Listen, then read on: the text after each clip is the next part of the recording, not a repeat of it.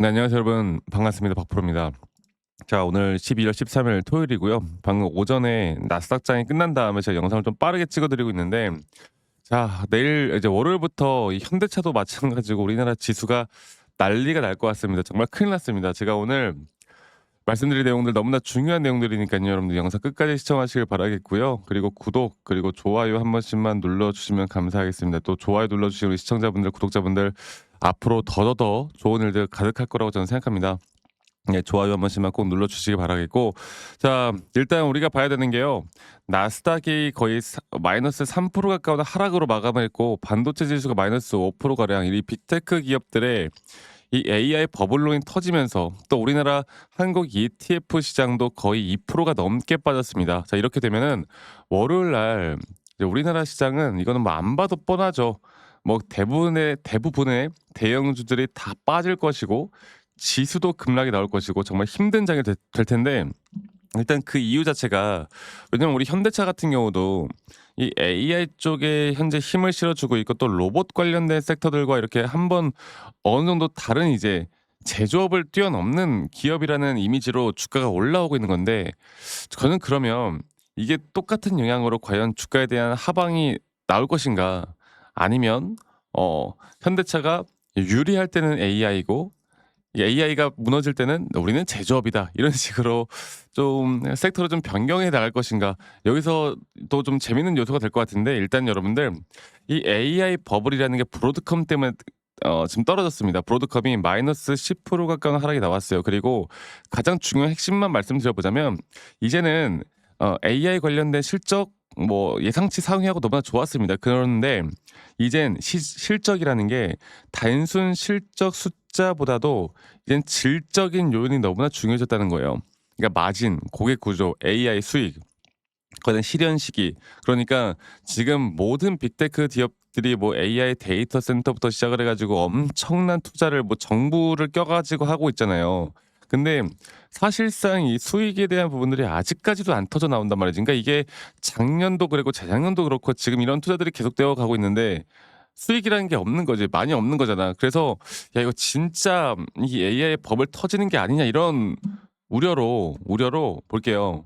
지금 보시면 브로드컴이 마이너스 11% 가량 하락이 나왔고, 엔비디아도 거의 3% 가까이 하락이 나왔습니다. 그리고 보시면 나스닥이 1.69%, S&P 500이 1%, 반도체가 거의 5% 가까운 하락이 나왔어요. 자, 그렇게 볼 때 우리가 야, 끝났구나 생각하겠지만, 여러분들 의외로 또 여러분들 이런 장에서 테슬라가 2% 가까이 상승이 나왔습니다. 그리고 일라일리 제약바이오 쪽이 오히려 상승이 나왔어요.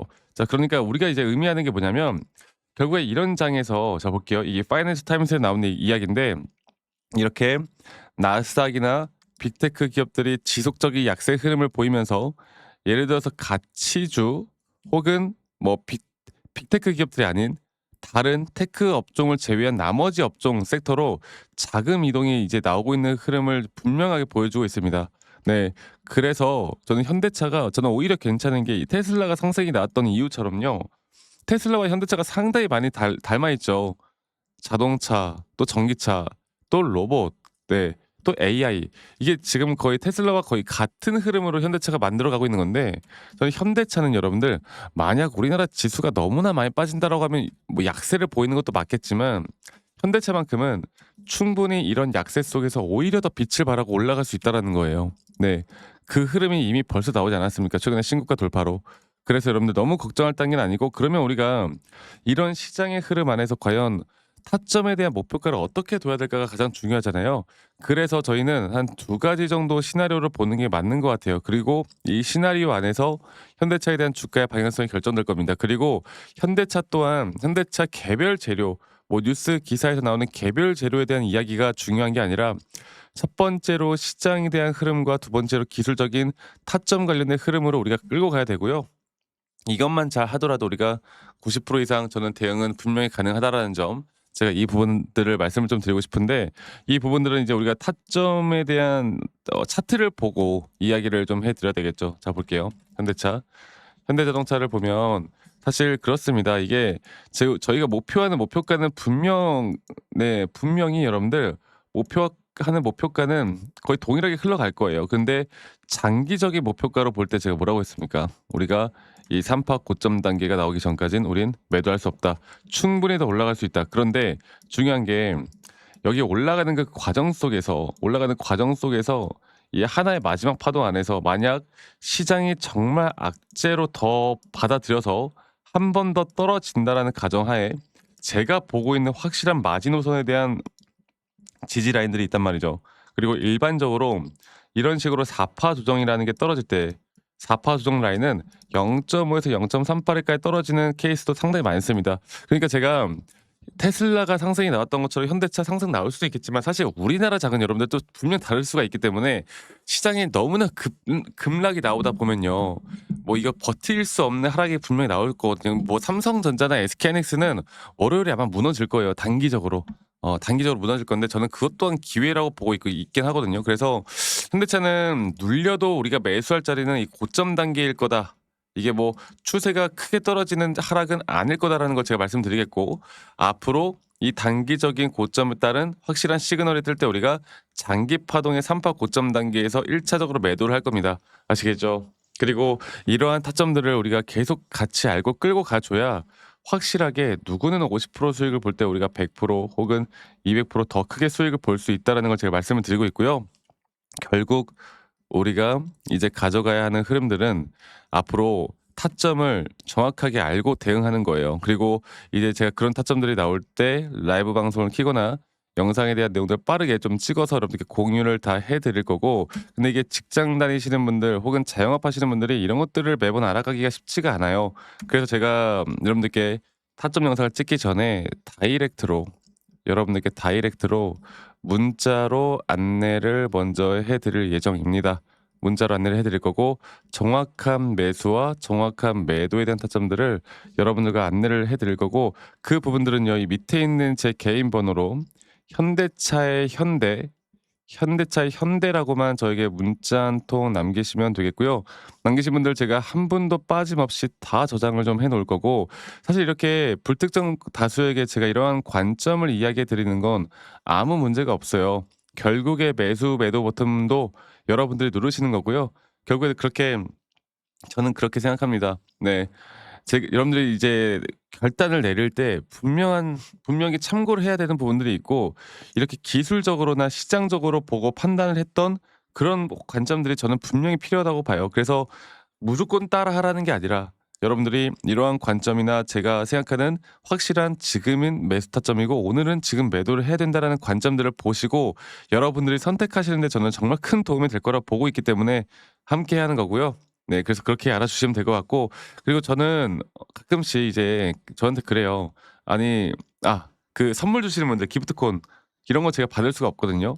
여러분들 저는 여러분들 선물을 받을 수가 없기 때문에 여러분들의 구독, 좋아요만 있으면 된다라는 거 말씀드리겠고 그리고 한 가지 더 "아니 너가 그렇게 잘난 척을 하는데 너 혼자 하면 되는 거지 이런 걸 왜 공유하느냐."라고 하시는데 여러분들 저는 이미 혼자 너무나 잘하고 있고요. 저는 미 시장과 코인 이렇게 코인 시장이나 시장을 공부하고 있고 시장을 공부하다 보면 개별 타점을 잡아 나가는 게 어렵지가 않습니다. 아시겠죠? 그리고 이렇게 시장을 공부하다 보면요. 우리가 이런 여러 가지들을 이제 공부하면서 함께 끌고 가고 있지만 어 개별 타점을 정말 잡아 나가는 게 쉽지 않고 그러니까 어렵지 않고 충분히 더 대응하기도 쉽고 저도 이 주식 초보 시절에 정말 많은 우여곡절 뭐 매수나 매도에 대한 타점들을 뉴스 기사 보고 판단하고 뭐 재무제표 보고 판단하고 남들이 좋다고 하면 따라서 매수하고 남들이 나쁘다고 하면 따라서 매도하고 이런 식으로 투자를 하다가 정말 많은 손실을 입었거든요. 근데 제가 이러한 것들을 극복할 수 있었던 건 첫 번째로 시장을 공부했었고 두 번째로 나만의 기준과 원칙을 지키기 시작하면서부터 저는 분명 달라지기 시작했습니다. 앞으로 여러분들 혼자 하지 마시고 이성적으로 판단하기 위해서는 혼자 하시면 안 된다라는 점 제가 한 번 더 말씀을 드리겠고요. 제가 이런 노하우들을 여러분들과 다 같이 공유를 해 나갈 거니까 이번 기회, 이번 위기 우리가 또 기회로 삼을 수 있는 대응까지도 여러분들 꼭 잡으셨으면 좋겠습니다. 자 그리고 제가 영상 말미에 우리가 어떤 식으로 매수 타점과 매도에 대한 타점을 잡아 나갈지 또 앞으로 어떠한 종목들을 잡아야 될지 여기에 대해서 한 번 더 이야기를 좀 해 드릴까 해요. 아시겠죠? 여러분들 영상 끝까지 꼭 시청해 주시길 바라겠고요. 저는 지금부터가 너무나 중요한 시기라고 생각을 하는데 여러분들 꼭 참고해 보셨으면 좋겠습니다. 자, 그러면 영상 끝까지 시청하시고요. 좋은 주말 보내시길 바랄게요. 아시겠죠, 여러분들? 자, 제가 이제 매수나 매도에 대해서 우리가 기준이라는 걸 잡을 때 우리가 과연 하나오션을 좀 예를 들어서요. 이 하나오션에 대해서도 제가 저희 구독자분들과 또 저희 구독자 방에서도 계속 함께 또 같이 이끌어가는 너무나 좋은 종목인데, 제가 이거를 저점 바닥부터 어떻게 잡아왔었는지, 그리고 이 저점 바닥을 우리가 어떻게 판단을 하고 이 저점 바닥부터 끌고 오는 이런 흐름 안에서 우리가 이제 또 개미굴이다 불리는 구간들, 또 이런 기준과 원칙에 대해서 어떻게 봐야 되는지를 한 번 더 좀 말씀을 드리도록 하겠습니다. 사실 제가 2024년도 10월 달에 나왔던 이 저점도 그렇고요. 2013년도 11월 달에 나왔던 여기가 중요했었는데, 여기서 주가가 반등이 나왔다가 한 번 더 주가를 떨어뜨리는, 특히나 이런 저점을 이탈하게 되면은 개인 투자자분들은 이런 저점 이탈 구간에서 다들 흔들릴 수밖에 없습니다. 자, 그런데 우리가 중요하게 봐야 되는 건 이런 저점 이탈이 어떤 타점에서는 분명 정말 마지막 매수에 대한 시그널일 수 있다, 이걸 알아야 되는데요. 이때도 마찬가지로 제가 저점이 이탈이 되는 주가의 가격의 하락이 계속 나오는 구간에 분명 주가에 대한 가격은 하락이 나왔지만 이런 RSI가 올라가는 상승에 대한 다이버전스가 걸리면서 이제 이 구간만큼, 2024년도 여기 구간만큼은 이제 우리가 무조건 끌고 가야 하는 구간이다. 그리고 상승에 대한 임펄스 파동으로, 상승에 대한 파동은 항상 이런 어떻게 보면 등락폭들이 계속 반복되는 거고, 이런 등락폭들에 대해서 우리가 단기 고점과 저점들을 잡아 나가는 게 중요한 건데요. 지금 하나오션 같은 경우도 분명 고점 뒤에 조정, 고점 뒤에 조정, 앞으로 이런 것들이 계속 반복되면서 흘러갈 겁니다. 자, 그리고 또 제가 이전에 이 휴림 로봇이라는 종목을 좀 보면서 말씀을 드렸었는데, 휴림 로봇 또한 이게 10월 23일이에요. 2024년도 10월 23일. 2024년도 10월 23일에도 주가가 횡보를 하다가 한 번 더 저점 이탈이 나오는 구간에서 볼게요. 주가의 가격은 하락했지만 이런 RSI 저점이 올라오는 상승에 대한 다이버전스가 나온 이후로 여기부터 어떻게 되어 가고 있습니까? 추세를 따라서 계속 등락폭은 정말 크게 나오지만 이 추세를 깨지 않는 선에서 주가는 급등이 나오죠. 우리가 이런 것들을 저점 매수를 내가 어떻게 해야 될까를 알아가는 게 정말 중요해요. 그리고 제가 이 휴림 로봇에 대해서 다시 한번 이야기를 드려보자면, 이게 조정 구간들이 계속 크게 나오잖아. 그러니까 조정 구간에 우리가 주가를 막 상승 구간으로 만들어 준다 하더라도 이런 구간에 대한 저점이, 확실한 매수에 대한 저점이 나온 뒤에 하나의 임펄스 파동, 또 조정, 이렇게 또 큰 하나의 임펄스 파동이 이렇게 있는데, 이 작은 파동 안에서도 고점과 조정, 고점과 조정, 이런 것들이 반복된단 말이죠. 그리고 이거를 아마 많은 분들이 이렇게 생각할 거예요. 자, 제가 예시를 들어서 여러분들께 좀 말씀을 드려보자면, 이런 저점 바닥이 나왔어. 지금 여기서부터 지금 볼게요.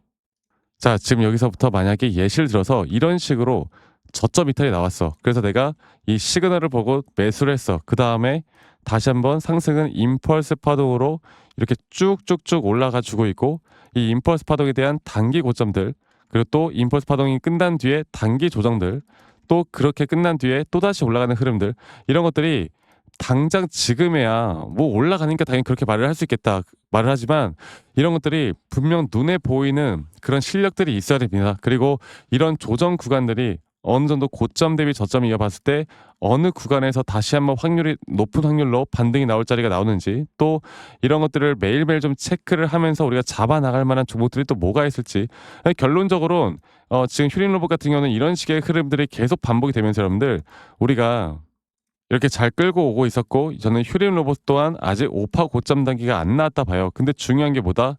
바로 우린 이제 이런 저점 바닥에서 나오는 종목들을 알아갈 필요가 있고, 제가 이런 확실한 저점 매수에 대한 부분들, 또 시장에 대한 흐름에 따라 앞으로 주목해 볼 만한 섹터들, 또 이런 종목들을 여러분들, 우리 구독자분들과 같이 함께 찾아 나가고 있습니다. 그래서 제가 여러분들께 다시 한번 말씀드리겠지만, 이런 종목들, 또 이런 우리가 히든 종목이라고 할게요. 저희 구독자 방에도 많이 참여를 하시고 이런 히든 종목들에 대해서 좀 공유받고 싶다라고 하시는 분들, 제가 정말 보고 있는 몇 가지 종목들을 같이 좀 공유를 해드릴 텐데, 이런 히든 종목에 대해서 공유받고 싶다라고 하시는 분들은 밑에 있는 번호로 저에게 히든이라고만 저에게 문자 한 통 남기시면 되겠고, 이러한 것들이 여러분들에게 앞으로 종목도 종목이겠지만 여러분들 스스로 타점을 잡아 나가고, 이런 종목들이 앞으로 올라가는구나, 이렇게 매수를 하는 거구나. 이런 방법과 노하우들도 알게 될 수 있는 아주 좋은 기회일 겁니다. 여러분들 히든이라고 문자 남기시는 것도 잊지 마시고 많이 꼭 참여하시길 바라겠고요.